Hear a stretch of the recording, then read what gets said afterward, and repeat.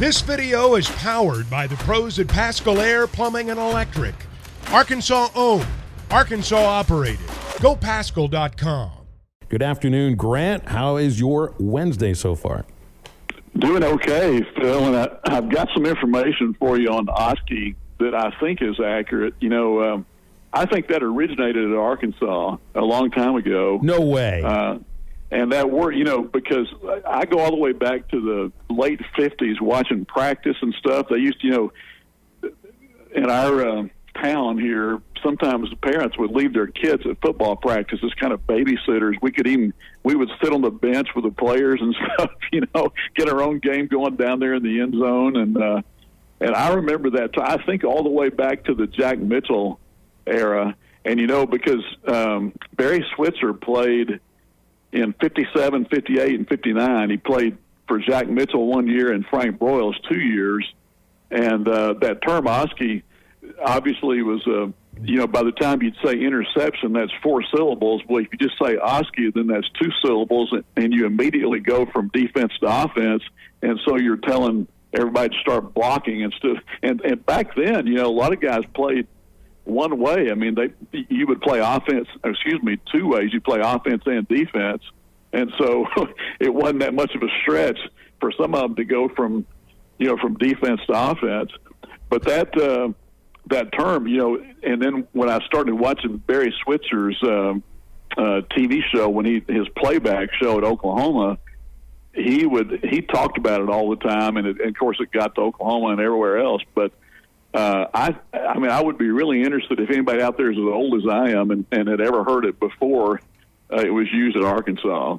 Speaking of kind of throwback players, what did you make of Travis Hunter in the amount of plays that he played and just the talent that he is? Yeah, that's is that going to start to be a thing, do you think? You know, I mean, of course, Charles Woodson did pretty well with it, won a Heisman Trophy.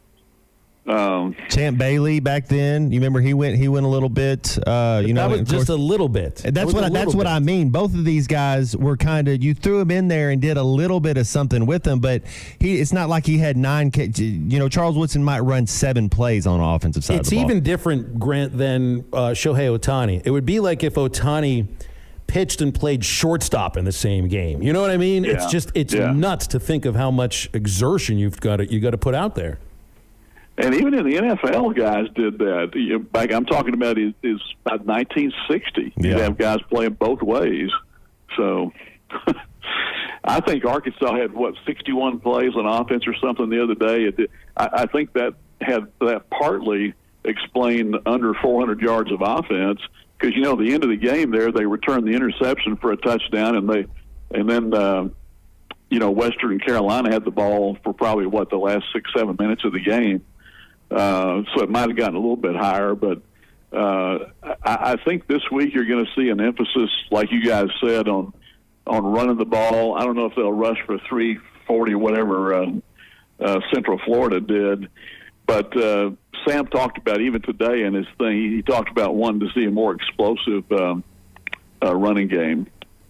Well, and apparently Rocket, you know, does have swelling on his knee. Sam Pittman did mention that this morning on the teleconference, but he also, I think he left himself open to a lot more questions about it later on this afternoon because he said they'll know more later this afternoon.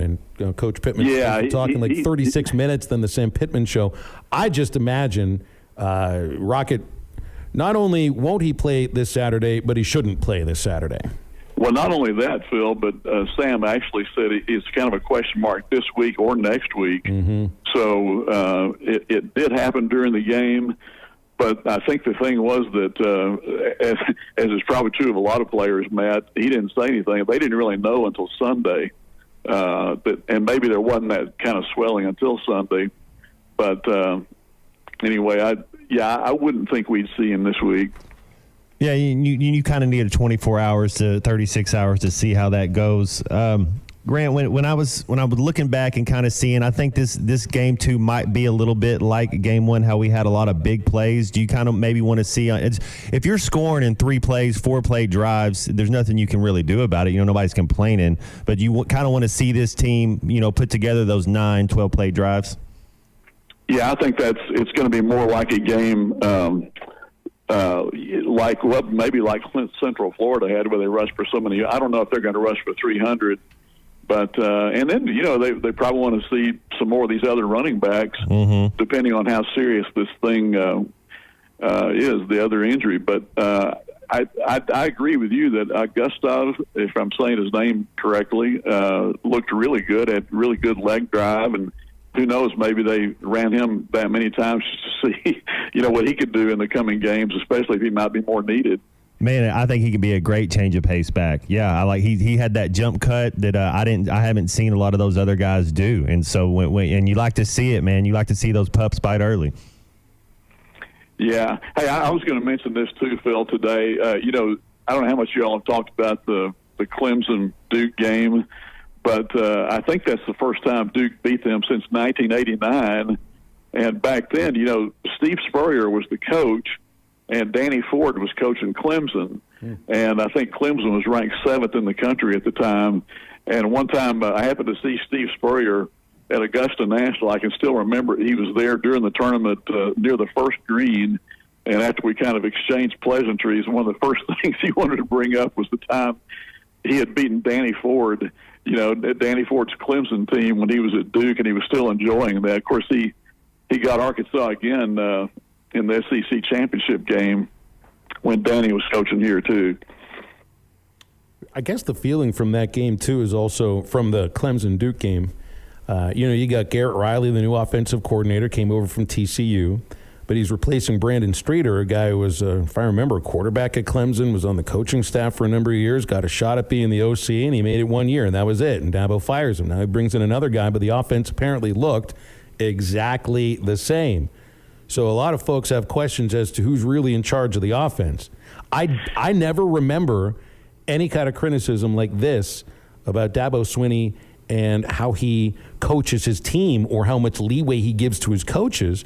And I think one big reason why is there's barely been any turnover in his tenure there, and now he's dealing with turnover for the first time. Really, the last 2 years, there's been a heck of a lot of turnover. He's hired new defensive coordinators, 2 new offensive coordinators, and I guess the question is, who's really running the offense there? Yeah, and I think also, if you just look at that game, I mean, Clemson had 29 first downs and Duke had 17. So it's not, the score was quite misleading that way. Clemson was about to go in and take the lead, and they fumbled, I think, at the 1 or 2 yard line and had it run back a long way, and they had a couple of missed field goals. And I'm not saying the win was illegitimate, but it sort of looked more like a game that Clemson should have won. So the other thing that he's kind of catching some criticism for this week is not really going into the transfer portal like a lot of schools have done. And I think he'd even talked about that Clemson didn't want to go that way. And, of course, now he's getting criticism for that. Looking around the college football this week, some of these teams, Grant, are going to actually face some real competition. When you got Texas A&M and Miami, Mississippi and Tulane, are there any, that Texas-Alabama game? What other games are you looking at this Saturday?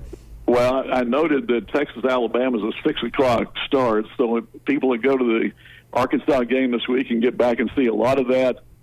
Excuse me. I think that I think last year Alabama, what they scored with 10 or 15 seconds left to win the game. It was a close very game. Close.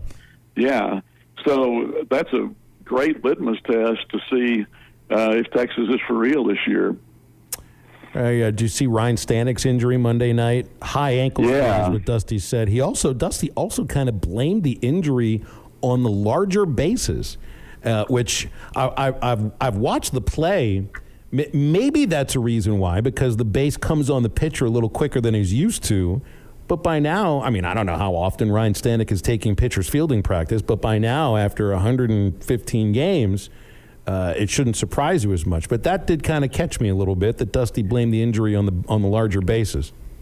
Yeah, I think he'll be out a couple of weeks. But I know the Cardinals this year in spring spent a long time trying to land on the front part of that base just to beat out plays at first base, and adjust to it that way. We should probably also mention, too, that if you haven't, that Dominique Fletcher, he came back and then he hurt his left index finger and he was on the 7-day IL, and now he's on the 60-day injured list, so it must have been more serious.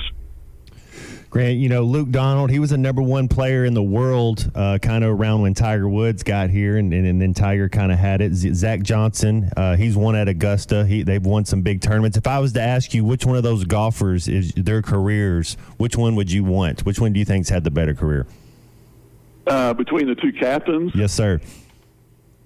Most people would probably say Zach because he's won 2 majors. But Luke Donald was number one in the world for a while. It's funny, I got to see him play when he was in college. Arkansas was up there in a tournament north of Chicago at Conway Farms. And, of course, he was the big thing for Northwestern back then. And followed him a little bit.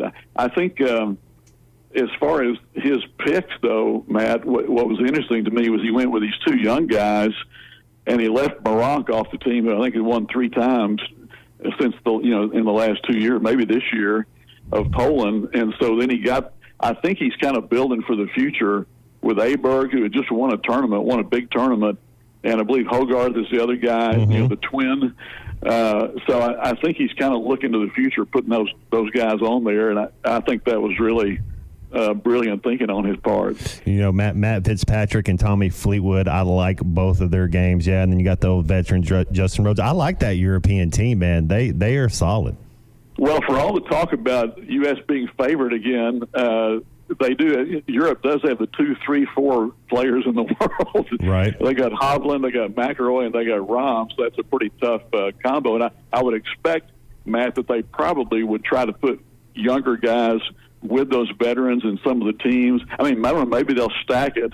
Like, remember the time Hal Sutton put Tiger Woods and Phil Mickelson? That didn't work out very well. Tiger and Stricker worked well. I kind of like when Phil and Ricky played a couple times together. I like Ricky Fowler's game. I think that's a good pick. But if I had to take one guy, and you're just looking in the world, and I have to take one guy, I'm taking Rory McIlroy. That would be the guy I'm taking if it's a one-off game. Yeah, and he's going to be fine physically by then, and of course Hovland's playing great, right? I don't think by any means is this the walkover a lot of golf fans expected for the United States. I mean, it's been since 1993 since the U.S. won over there. It was time to end a streak, as far as I can hear, Grant. That's 30 years, man. It's an uphill battle, man. It's going to be tough. It's going to be fun to watch. Should be great.